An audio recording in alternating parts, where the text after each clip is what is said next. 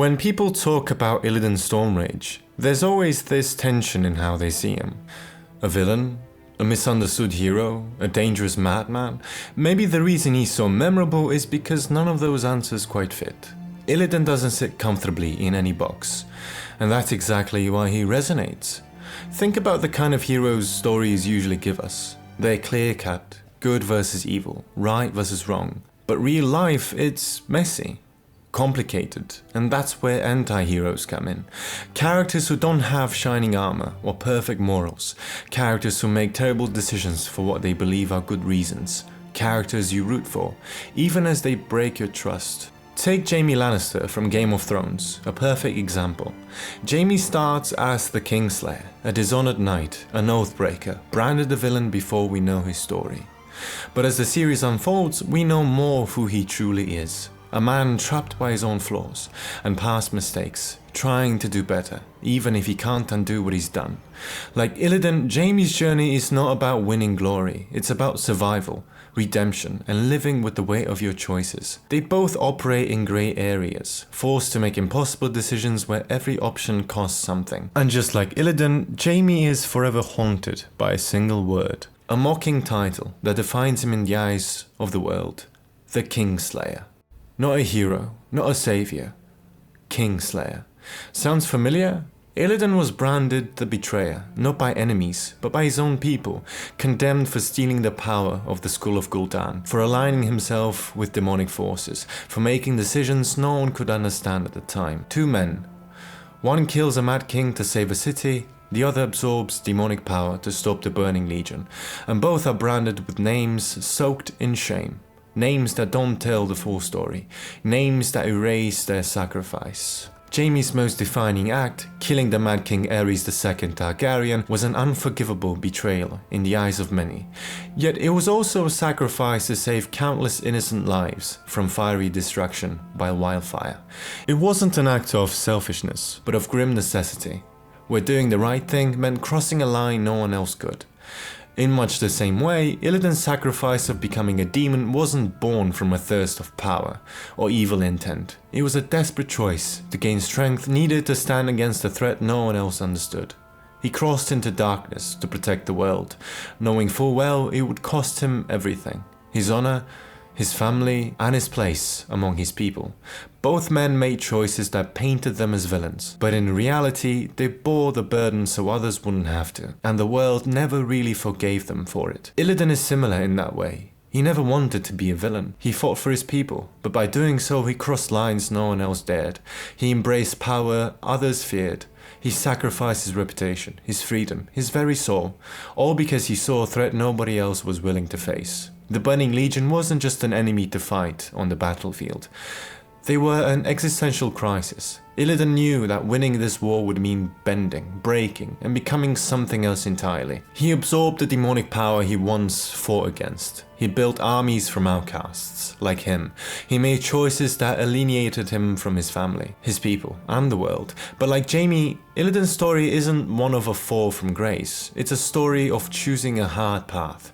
A path where there's no promise of forgiveness or understanding. Do you not wish to reclaim what was lost?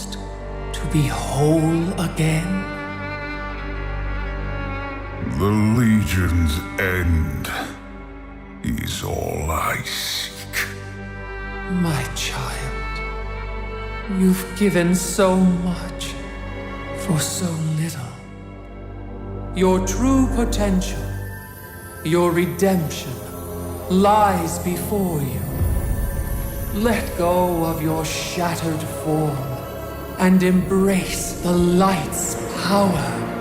I've traded my freedom for power before. And nowhere is that clearer than in Legion, when Illidan refuses the light. Xera, the Prime Naru, a literal being of pure goodness, tried to fix him, tried to burn away the darkness inside him and turn him into something noble, holy, redeemed. It's the moment we're used to seeing in stories, the turning point where the dark hero is given a chance to be washed clean, to finally be accepted. And Illidan looks at her in the eye and says, "No, I am my scars. That line isn't said for drama, it isn't shouted in anger, it's just the truth. And that moment, that quiet defiance, carries more weight than any battle Illidan ever fought. Because here's the thing, Xera doesn't understand him. She thinks the only way forward is to erase everything he's become. The light is purity, and purity is strength. But Illidan knows that's not true. He knows that his strength comes from his scars, from the pain, the loss, the terrible choices, from the fact that he didn't give up when the world turned on him, from carrying the weight of decisions no one else could make. And most of all, he knows that accepting her gift would mean denying who he truly is. It would mean turning his back on all the people who followed him, not because he's holy, but because he understood them, the broken, the outcast, the unwanted. Illidan didn't want the light. He wanted freedom, freedom to choose, to exist in his own terms. That resistance to being redeemed in someone else's image might be the most heroic thing he's ever done. In the end, when the Legion falls, there's no celebration for him. No second chance, no clean resolution. He stays behind on Argus to ensure the threat is truly gone. Not because he's ordered to, not because he's forced, but because someone has to. It's not a heroic ending, it's not a tragic one either, it's simply the choice he made, and that's the most Illidan thing imaginable. He's not looking to be seen as a savior, he's not searching for forgiveness, he never was. He wanted one thing, to stop the Burning Legion, and to do it he gave up everything that could have made his life easier. What makes Illidan such a powerful character is that he doesn't run from the consequences. He lives with them, he walks with them, he carries the weight so others don't have to.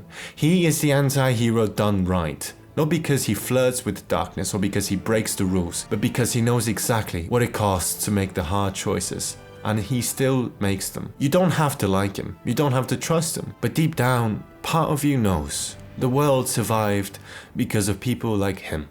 And maybe that's enough. And here's the thing that ties Illidan's story to all of us. No one is truly good or evil. We all live somewhere in between.